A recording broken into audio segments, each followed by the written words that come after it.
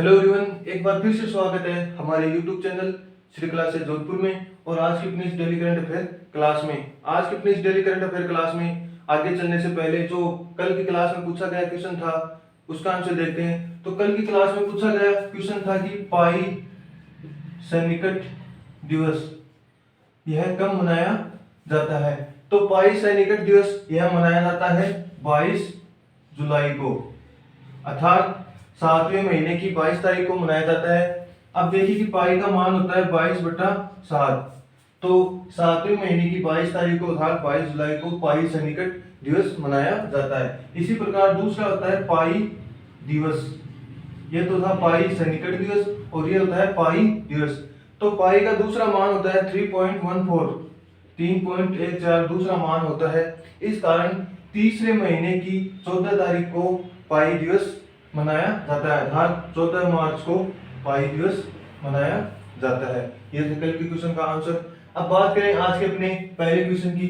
तो आज का अपना पहला क्वेश्चन है कि सीबीडीटी द्वारा, किसके द्वारा, central board of direct taxes के द्वारा 161वां आयकर दिवस मनाया गया है। तो सीबीडीटी के द्वारा 161वां आयकर दिवस मनाया गया, यह कब मनाया जाता है? तो यह मनाया जाता है 24 जुलाई को। कब मनाया जाता है? 24 जुलाई को आयकर दिवस मनाया जाता है सीबीडीटी के द्वारा। यह 24 जुलाई को ही क्यों मनाया जाता है? तो 24 जुलाई की बात करें तो भारत में 24 जुलाई के ही दिन जो सर जोस विलियम थे, कौन? जोस विलियम, इनके द्वारा 24 जुलाई को ही 161 साल पहले भारत में आयकर को पेश किया गया था। इस कारण 24 जुलाई को यह दिवस मनाया जाता है। अब यहाँ जिक्र हुआ है सीबीडीटी का, तो बात करें हम CBDT central board of direct taxes की। तो इसकी स्थापना की बात करें, इसकी स्थापना हुई थी 1924 में और हेडक्वार्टर वो है नई दिल्ली में। 1924 में स्थापना हुई थी सीबीडीटी की और हेडक्वार्टर है नई दिल्ली में। और वर्तमान इसके अध्यक्ष की बात करें तो वो है जगन्नाथ विद्याधर मोहपात्रा। कौन है? जगन्नाथ विद्याधर मोहपात्रा इसके वर्तमान अध्यक्ष हैं। तो ये था आज का अपना पहला क्वेश्चन। इसी के साथ चलते हैं आज के अपने दूसरे क्वेश्चन पर। दूसरा क्वेश्चन है कि हाल ही में किस राज्य सरकार ने एक योजना लॉन्च की है, डिजिटल साथी बच्चों का सहारा फोन हमारा। योजना का नाम क्या है? डिजिटल साथी बच्चों का सहारा फोन हमारा। यह योजना किस राज्य सरकार ने लॉन्च की है? तो यह डिजिटल साथी बच्चों का सहारा फोन हमारा लॉन्च की है, वो की है हिमाचल राज्य सरकार ने। हिमाचल राज्य सरकार के द्वारा यह योजना लॉन्च की गई है। और इस योजना के तहत हम या कोई भी व्यक्ति इस योजना में अपना नया या पुराना फोन डोनेट कर सकता है और उस डोनेट हुए फोन को हमारी जो शिक्षा विभाग है वो बच्चों को, गरीब अनाथ बच्चों को बांटेगी। तो यह योजना शुरू की गई है हिमाचल प्रदेश के द्वारा, डिजिटल साथी बच्चों का सहारा फोन हमारा। अब हिमाचल प्रदेश ने की है, तो बात करें हम हिमाचल प्रदेश की। तो हिमाचल प्रदेश की कैपिटल की बात करें तो हिमाचल प्रदेश की 2 कैपिटल है। बात करें समर कैपिटल की तो समर कैपिटल वो है शिमला, समर कैपिटल है शिमला। और विंटर कैपिटल की बात करें तो वो है धर्मशाला। इसी के साथ बात करेंगे यहाँ के सीएम की। तो हिमाचल प्रदेश के सीएम है वो है जयराम ठाकुर। जयराम ठाकुर हिमाचल प्रदेश के सीएम है। इसी के साथ हिमाचल प्रदेश के गवर्नर जो कि हाल ही में चेंज हुए हैं वो कौन बने? तो वो बने हैं राजेंद्र विश्वनाथ आर्लेकर। कौन बने हैं? राजेंद्र विश्वनाथ आर्लेकर। ये हिमाचल प्रदेश के हाल ही में नए गवर्नर बने हैं। और बात करेंगे हिमाचल प्रदेश को राज्य का दर्जा कब प्राप्त हुआ? तो हिमाचल प्रदेश को राज्य का दर्जा वो 25 जनवरी 1971 को प्राप्त हुआ। 25 जनवरी 1971 को हिमाचल प्रदेश का राज्य का दर्जा प्राप्त हुआ। इससे पहले यह यूनियन टेरिटरी था, केंद्र शासित प्रदेश था। इसी के साथ यहाँ के राष्ट्रीय फल की बात करें तो हिमाचल प्रदेश का राष्ट्रीय फल वो सेब है। तो ये थे आज के दूसरे क्वेश्चन से रिलेटेड सारे फैक्ट। अब बात करें आज के अपने तीसरे क्वेश्चन की। तीसरा क्वेश्चन है कि हाल ही में टोक्यो ओलंपिक का आयोजन वो 23 जुलाई से शुरू हो चुका है। तो टोक्यो ओलंपिक में मीराबाई चानू ने भारत के लिए कौन सा पदक जीता है?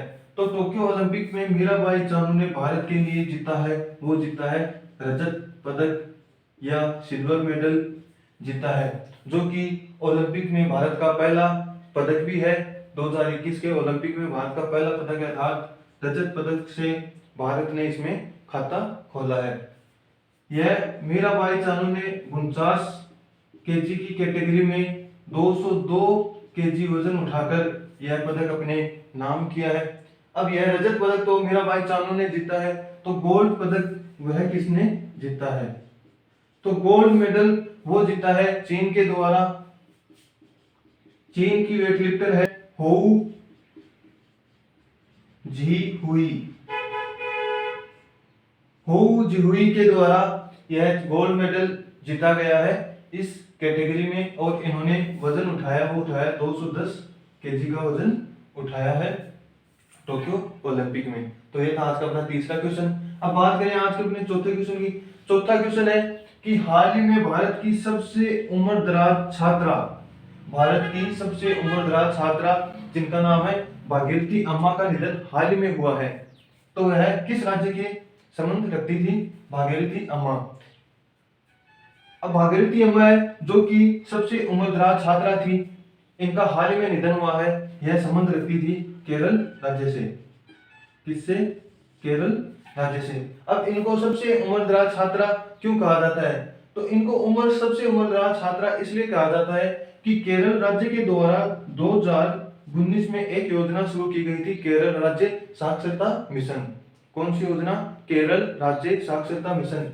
इस योजना के तहत भागीरथी अम्मा ने 2019 में 105 साल की उम्र में 105 साल की उम्र में 4th स्टैंडर्ड की क्लास को पास किया था।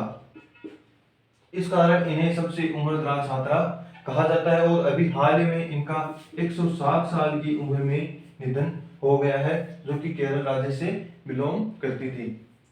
अब ये केरल राज्य से बिलोंग करती थी, तो केरल की चर्चा करें, केरल की कैपिटल की बात करें तो केरल की कैपिटल है वो है तिरुअनंतपुरम, और यहाँ के सीएम की बात करें तो वो है पिनरई विजन, और इसी के साथ केरल के गवर्नर की बात करें तो वो है आरिफ मोहम्मद खान।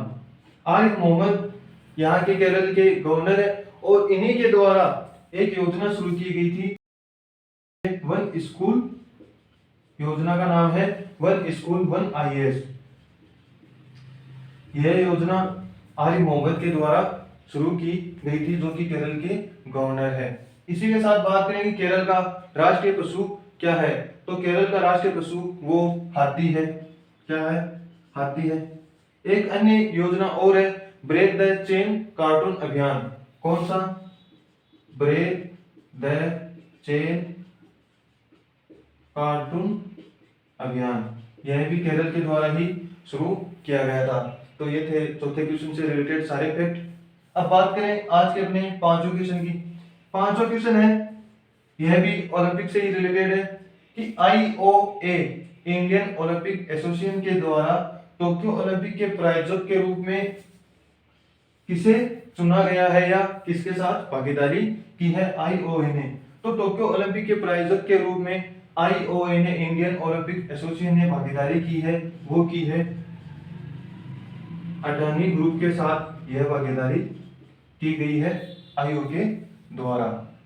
टोक्यो ओलंपिक जिनका आयोजन हाल ही में किया जा रहा है। अब बात करें इसकी आईओए की, इंडियन ओलंपिक एसोसिएशन की, तो इसकी स्थापना की बात करें तो इसकी स्थापना हुई थी 1927 में। कब हुई थी? 1927 में इसकी स्थापना हुई थी। और वर्तमान अध्यक्ष की बात करें